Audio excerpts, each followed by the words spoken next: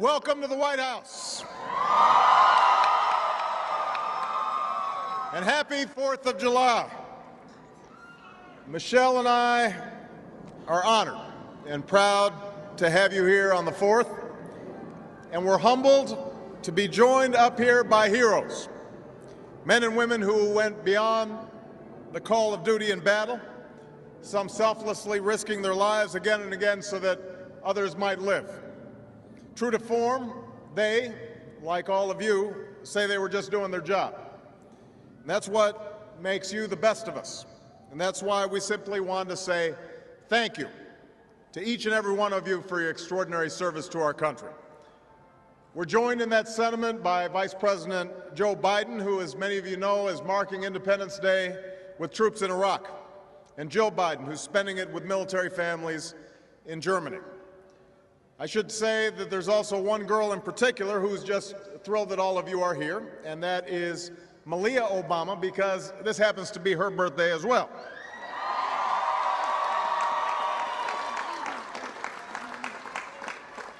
When she was younger, I used to say that all these fireworks were for her.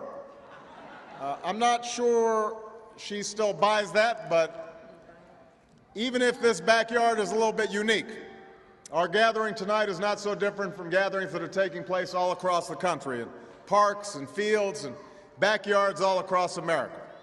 In small towns and big cities, folks are firing up grills, laughing with family and friends, and laying out a blanket in preparation for the big show. They're reliving the simple, unmistakable joys of being an American. But I suspect they're also taking some time to reflect on the unique nature of what it means to be an American, to give thanks for the extraordinary blessings that we enjoy, to celebrate and uphold the ideas and values that have invigorated and sustained this democracy and made it the lasting beacon for all of the world. Just imagine the extraordinary audacity it took 233 years ago for a group of patriots to cast off the title of subject for citizen and put ideas to paper that were as simple as they were revolutionary. That we are equal, that we are free, that we can pursue our full measure of happiness and make of our lives what we will. In retrospect, it seems inevitable, but I think it's fair to say that even the framers of that declaration, especially the framers of that declaration, would be astonished to see the results of their improbable experiment. A nation of commerce that led future revolutions in industry and information. A nation of discovery that blazed a trail west, cured disease, and put a man on the moon. A nation of progress that strives perpetually to perfect itself. And a nation of hope that has again and again inspired people the world over to reach for the same freedoms we hold so dear. And at each and every moment, generations of brave and selfless men and women, like those standing alongside me, have defended those freedoms and served our country with honor, waging war so that we might know peace, braving hardship so that we might know opportunity, and sometimes paying the ultimate price so that we might know freedom. You are the latest, strongest link in that unbroken chain that stretches back to the Continental Army. You're the heirs of that legacy of proud men and women who strained to hold together a young union, who rolled back the creeping tide of tyranny, who stood post through a long twilight struggle, who have taken on the terror and extremism that threatens the world's stability. And because of your brave efforts, American troops this week transferred control of all Iraqi cities and towns in Iraq's government to Iraqi security forces. Because of what you did. Because the courage and capability and commitment of every single American who has served in Iraq, a sovereign and united Iraq is taking control of its own destiny. Iraq's future now rests in the hands of its own people.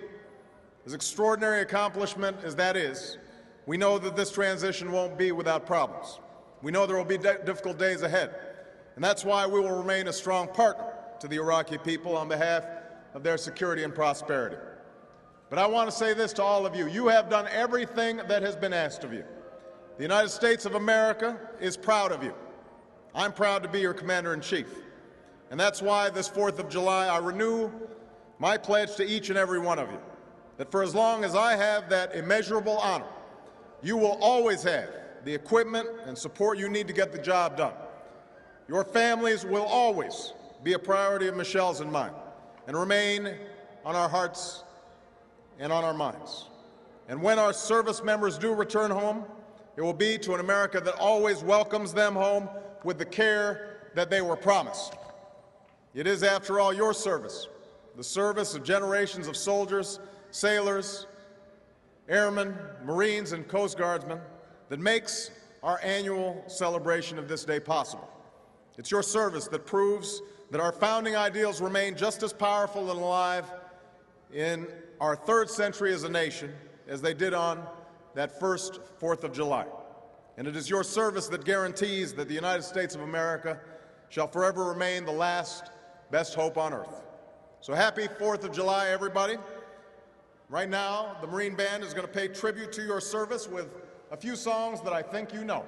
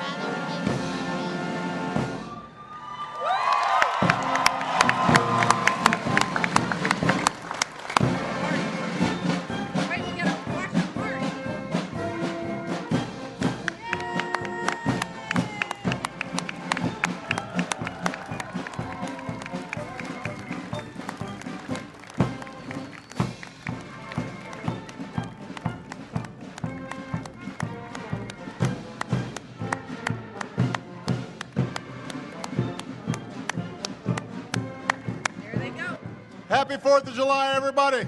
God bless you, and God bless the United States of America.